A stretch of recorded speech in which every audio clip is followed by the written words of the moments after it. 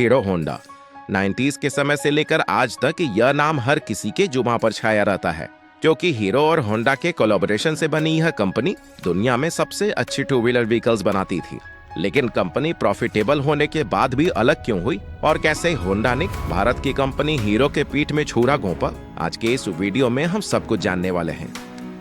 असल में हीरो एक साइकिल बनाने वाली कंपनी थी, जिसकी नींव बृजमोहन लाल मुंजाल ने 1956 में रखी थी और 1975 तक आते आते यह भारत की सबसे बड़ी साइकिल बनाने वाली कंपनी बन गई। इसके बाद उन्होंने अपनी साइकिल्स को बड़े लेवल पर विदेशों में भी बेचना शुरू कर दिया और इस तरह साल 1986 आने तक ये कंपनी सिर्फ इंडिया ही नहीं बल्कि पूरे दुनिया की सबसे बड़ी साइकिल बनाने वाली कंपनीज में शुमार की जाने लगी। लेकिन उसी दौरान उन्होंने देखा कि फॉरेन मार्केट में मोटरसाइकिल बिजनेस भी काफी तेजी से एक्सपेंड कर रहा है, लेकिन इंडिया में तो लोगों के पास सिर्फ स्कूटर और मोपेड का ही ऑप्शन है। इसीलिए वे इस गैप को फिल करने के लिए इंडियन मार्केट में मोटरसाइकिल उतारना चाहते थे। लेकिन उस वक्त हीरो के साथ प्रॉब्लम यह थी कि उनके पास इंजन बनाने की टेक्नोलॉजी ही नहीं थी, जिसकी वजह से मोटरसाइकिल बनाना उनके लिए तो मुमकिन ही नहीं था।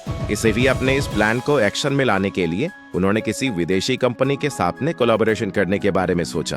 अब उस वक्त भारत में लिबरलाइजेशन भले ही नहीं आया था, लेकिन उस टाइम गवर्नमेंट इंडियन कंपनीज को यह अपॉर्चुनिटी देती थी कि अगर वो चाहे तो किसी भी विदेशी कंपनी के साथ में टाई अप करके इंडिया में अपना बिजनेस एक्सपेंड कर सकते हैं। इसीलिए बृजमोहन लाल ने हीरो के थ्रू दुनिया की सबसे बड़ी मोटरसाइकिल बनाने वाली जापानी कंपनी होंडा के पास में अपना प्रपोजल भेजा। अब क्योंकि उस समय कोई भी विदेशी कंपनी भारत में डायरेक्टली अपना बिजनेस स्टार्ट नहीं कर सकती थी, ऐसे में इस प्रपोजल के जरिए होंडा को इंडियन मार्केट में एंटर करने का एक अच्छा मौका मिल गया, जिससे कि होंडा कंपनी खुद भी नहीं गंवाना चाहता था। इसलिए इन दोनों कंपनीज ने 1984 में एक दूसरे के साथ हाथ मिला लिया। हीरो और होंडा के बीच उस टाइम ये एग्रीमेंट हुआ था कि हीरो बाइक्स के लिए बॉडी बनाएगा और होंडा उसके लिए इंजन सप्लाई करेगा। इसके अलावा उन्होंने एक एनओसी भी साइन की थी, जिसके अकॉर्डिंग दोनों कंपनीज फ्यूचर में कभी भी एक दूसरे के मुकाबले में अपना कोई प्रोडक्ट लॉन्च नहीं करेंगे। और दोस्तों, दोनों ही कंपनीज इन कंडीशंस से सेटिस्फाइड थी, जिसके बाद से ये डील फाइनल हो गई और यहीं से हीरो होंडा की शुरुआत हुई।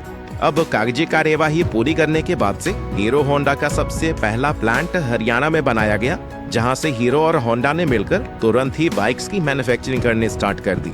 1985 में जब उन्होंने अपनी पहली बाइक CD100 लॉन्च की तो फिर यह बहुत तेजी से पॉपुलर हुई, क्योंकि इंडियन मार्केट में एक तो बाइक का कॉन्सेप्ट ही नया था और दूसरा इस बाइक का माइलेज बहुत ही कमाल का था। इसके अलावा उन्होंने अपनी बाइक को उस प्राइस सेगमेंट में लॉन्च किया था जो कि हर मिडिल क्लास फैमिली के लिए अफोर्डेबल हुआ करता था।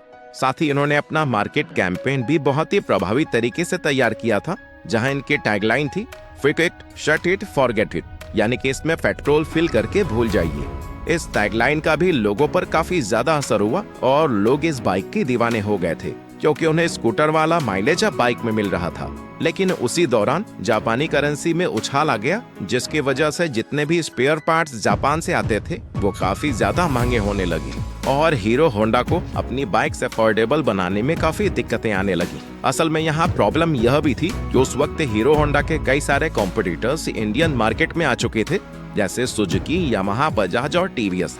लेकिन ये सारे ब्रांड सिर्फ शहरी इलाकों में रहने वाले वेल्दी कस्टमर्स पर ही फोकस करते थे। लेकिन वहीं अगर हीरो होंडा को देखा जाए तो उनका मेन फोकस इंडिया के मिडिल और लोअर मिडिल क्लास कस्टमर पर था, जो कि एक अफोर्डेबल सोल्यूशन चाहते थे। और यही वजह थी कि हीरो होंडा की बाइक सिर्फ शहरों में ही नहीं बल्कि पूरे भारत में ही सबसे ज्यादा सेल होती थी। और यही सब देखते हुए कंपनी अपनी बाइक्स का प्राइस नहीं बढ़ाना चाहती थी, यहाँ तक कि इसी की वजह से कंपनी को काफी लंबे अरसे तक लॉस का भी सामना करना पड़ा।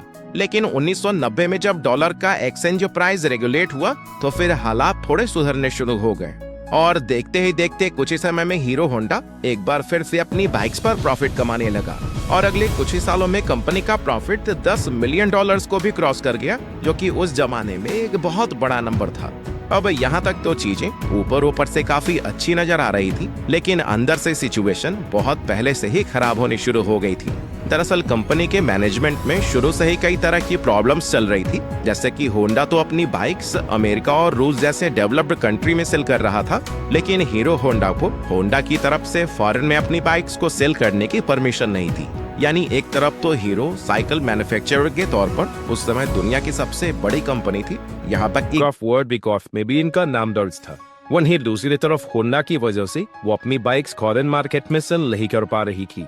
असल में इंडिया के बाहर हीरो होंडा को सिर्फ नेपाल, भूटान और बांग्लादेश जैसी आसपास की कंट्रीज तक ही अपनी बाइक को एक्सपोर्ट करना अलाउड था, जिसकी वजह से हीरो कंपनी इंटरनेशनल मार्केट में जो पोजीशन चाहती थी वो उसे नहीं मिल पा रही थी। और मैं एक तरफ तो होंडा काफी तेजी से फ्लो कर रहा था, लेकिन वही दूसरी तरफ हीरो इन लिमिटेड स्पेस से सीमित होकर रह गया था, जिसकी वजह से इन दोनों कंपनीज के आपसी रिश्ते खराब होने लगी। इसके अलावा कॉन्ट्रैक्ट के अकॉर्डिंग हीरो बाइक्स की बॉडी बनाती थी और होंडा इंजन।